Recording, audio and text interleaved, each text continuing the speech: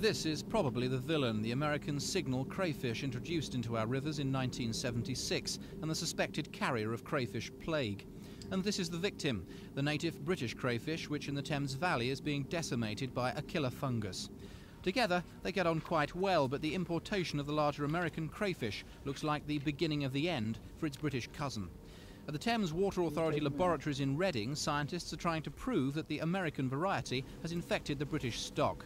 Ironically, it's at a time when the crayfish is becoming far more popular in our restaurants. It's just wiped out the local crayfish. All our crayfish populations, which have been recovering from the effects of pollution and were in a healthier state than they had been for years, have suddenly disappeared. In the waters of the River Wey, south of the Thames, and the River Lee in the north, there's not a crayfish to be found. When the fungus infected European stocks, whole industries died. In the House of Lords, Lord Onslow has asked for imports of the signal to be banned, but it may already be too late.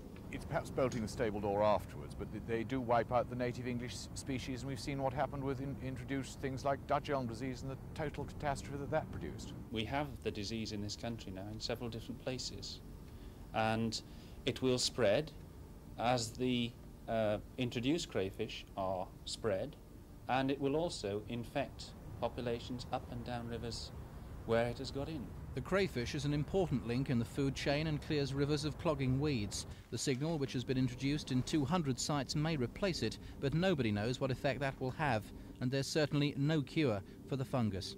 Lindsay Charlton in Reading for Thames News.